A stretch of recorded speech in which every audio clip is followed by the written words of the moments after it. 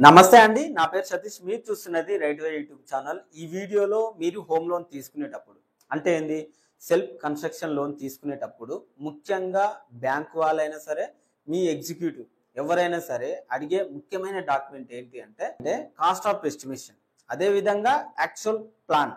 అంటే ఏంది cost of estimation అంటే ఏంటంటే మీరు మీ ఇంటిని కట్టుకోవడానికి ఎంత అమౌంట్ అంటే ఎన్ని లక్షలతోటి మీరు కడుతున్నారు అనేది కాస్ట్ ఆఫ్ ఎస్టిమేషన్. అంటే ఏంది మనం ఇంత అమౌంట్ తోటి అంటే ఏంది ఒక 10 లక్షలతోట 20 లక్షలతోట 30 లక్షలతోట నేను నా ఇంటిని కట్టుకోవాలనుకుంటున్నాను అని కాస్ట్ ఆఫ్ ఎస్టిమేషన్ అనేది వేయించాల్సి ఉంటుంది.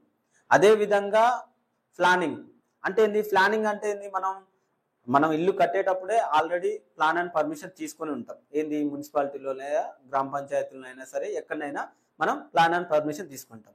ఓకే, అది మున్సిపాలిటీ వాళ్ళు ఇచ్చే పర్మిషన్ అండ్ ప్లాన్.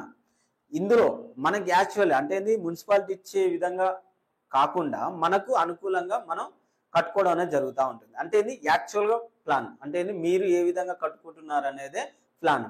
అంటే ఏంది ముఖ్యంగా సెల్ఫ్ కన్స్ట్రక్షన్లో మీకు కావాల్సిన డాక్యుమెంట్స్ ఏంటి అంటే కాస్ట్ ఆఫ్ ఎస్టిమేషన్, అదేవిధంగా ప్లానింగ్.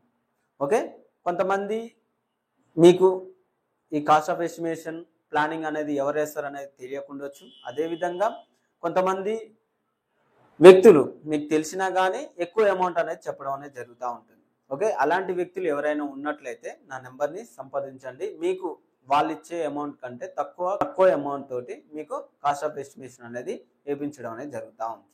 Okay, thank you.